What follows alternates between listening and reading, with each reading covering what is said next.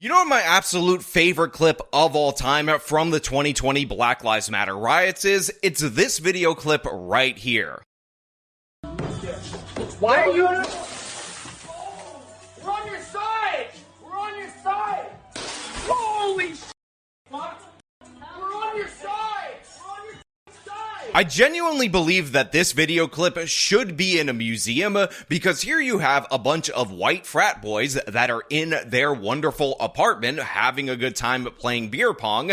They spot the Black Lives Matter rioters outside of their windows and they start throwing up fists of support saying that they're on their side, and immediately, and I mean immediately, a brick is chucked through their window. Now, of course, these people are absolutely oblivious of the reality that the rioters are not on their side. They could give a damn about anyone they are out there to destroy, so they start yelling, "Hey, we're on your side, we're on your side, we're on your side," and then ultimately another brick is thrown through the window. This is the perfect distillation of people who are so white guilted and absolutely wussified that they bend the knee to the Black Lives Matter rioters when explicitly these people and their organizations say that they are against you. I mean, seriously, what bigger hint did you need than this organization, than these groups of people naming everything bad and horrific after white people? Even the behaviors of minorities that they don't like is also attributed to phantom white supremacy that's out there in the world. They're not on your side, they're against you. It's kind of laughable, like a feminist saying, "Hey, I'm not against men, I just named everything awful and terrible and evil after men, but I don't quite understand why you people are so upset and calling me a man-hater." This is obviously the true indication of their beliefs, and it is symbolized perfectly right there with a brick being thrown through the window of people who say, "We're on your side." And just in case you needed that message doubled up, they did it twice. Well, today's story is exactly the same thing. You have an individual who had been showing up to these ICE protests. He was all down for the illegal aliens. He's been a staple in a San Francisco neighborhood. And then ultimately what ended up happening is that he went back to his own business to discover that it was vandalized with anti-ICE sentiments, pro-Palestine stuff, because these are the same people just updating the firmware on the issue of the day. And he's absolutely shocked and horrified that the very same people that he would march with would turn against him. But the thing is, they didn't turn against you. They were always against you. And that's what we're going to talk about today. But before we do, I want to thank everybody who supports this channel via actualjusticewarrior.com/join.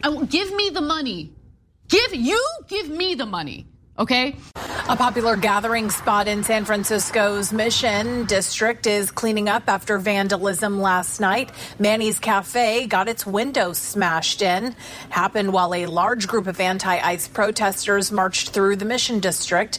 But instead of targeting ICE, this business was vandalized with anti-Semitic graffiti directed at the owner's Jewish background. So that's the setup to this story that gives you an indication of what actually went down at this particular location.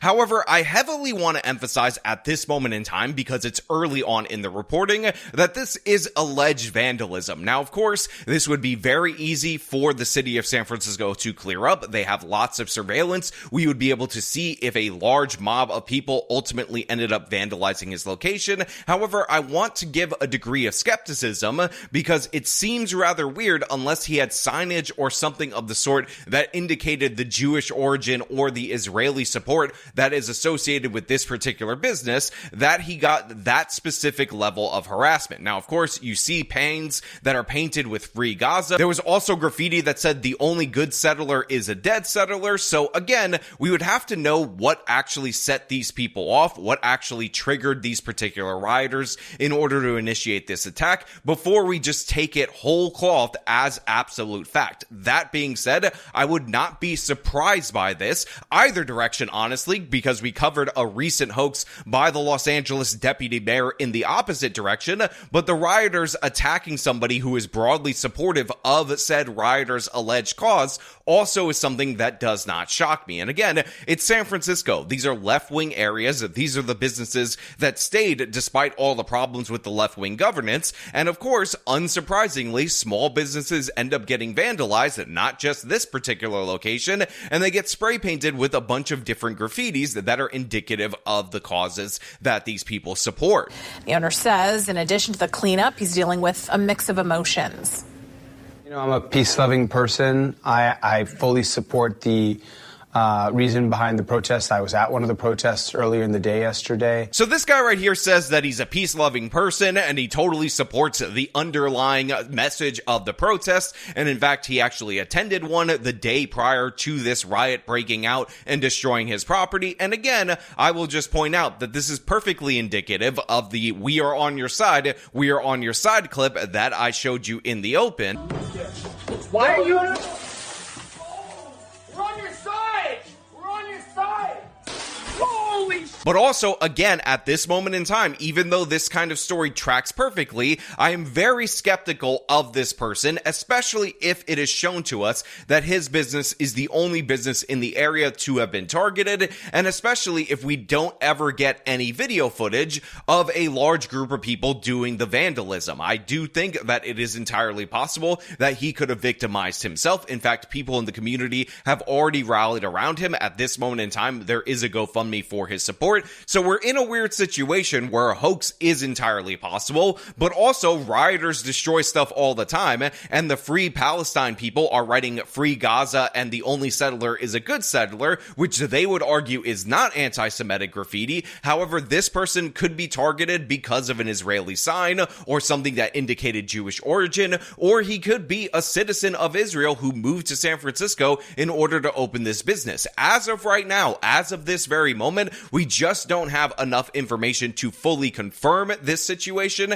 However, I do want to point out it would not be surprising in any direction. Again, an absolute doof who doesn't realize that these rioters, that these people who want to tear down American society, who hate America and not just the United States of America, but every single country that is aligned with the United States of America, would target his business as a part of some weird anti-immigration protest is not surprising, and it should not be surprising to anyone, especially post the Black Lives Matter riots where we saw similar things come into play. So it's sad because I feel like the anger that's directed at my business is misplaced. I love San Francisco. Like, I came here with nothing, and this city has given me everything. And in moments like this morning, I feel like maybe I don't belong here. Maybe I shouldn't be here. Like, maybe it's not safe for me to be here. So those two things live together in my heart right now. So this guy gives his whole spiel about how he came to the United States and came to San Francisco, and he loves this area. He feels like the city has given him everything, and he talks about how maybe he feels like he doesn't want to be here. And if he is telling the truth, if this actually happened, I do feel bad for him. However, there is an indication of why this business would be specifically targeted in the very next shot. It's this still frame right here, where we find out that this is not only a cafe, but a political bookstore. So if this person, who is of Jewish origin, possibly an Israeli citizen, have not found that to be confirmed, let me be 100% clear about that, is running a political bookshop and they have political statements that indicate that they are pro-Israeli, then obviously the pro-Palestine, pro-Hamas, anti-ICE rioters, which are all kind of one and the same, would likely target his specific location and write all of these different graffitis. And again, I will also point out that even though this is described as an anti-Semitic attack, most of the stuff is the stuff that left-wingers would say is not necessarily anti-Semitic, it's actually anti-Zionist. I mean, even though we're spray painting it on synagogues and Jewish-owned businesses, trust us, it has nothing to do with Judaism, it's all about anti-Zionism. So again, I could see the justification on both sides. If there were swastikas painted all over, like we've seen many a time during these hoaxes, then that would be a little bit more suspicious to me, if I'm being perfectly honest with you guys right now. But as of this moment, it seems like this is definitely a possibility. However, again, we will have to wait for more information to come out for us to understand whether this is legitimate or not. So we hear that he raised about $40,000 from his GoFundMe. QTL says he's asking for the community's help to repair the damages done to his business. The GoFundMe has raised nearly $40,000 so far.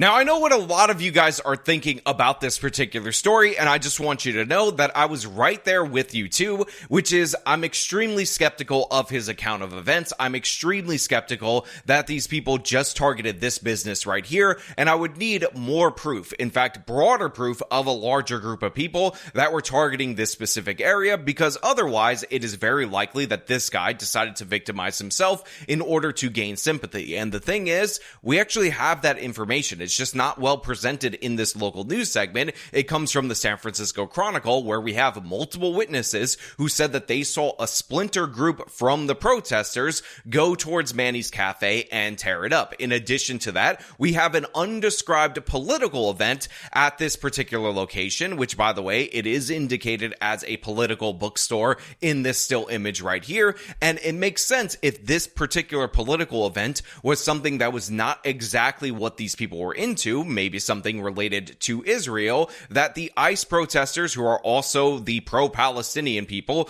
who are also the Antifa thugs, who are also the pro-Hamastinian people, would decide to tear up this event. So we have a third-party account. There's apparently some video footage that was seen by the San Francisco Chronicle, and as of this moment in time, they have yet to publish it, but it seems like there is evidence to indicate that this actually happened, even though, again, I can understand why you were skeptical when I first watched this local news segment. The way that this guy was talking was making me incredibly skeptical of his whole story, of his whole explanation, but it does appear we have a situation here where a guy who thought he was on the side of the rioters, who thought he agreed with the underlying message, got that brick thrown through his window, took it on the chin, because this is exactly what happens to people who don't realize that they want to mess with you. They want to destroy anything that anyone's built in the United States of America, and that includes you, even if you're on their side and think you're supportive of him. Again, life lesson to be learned,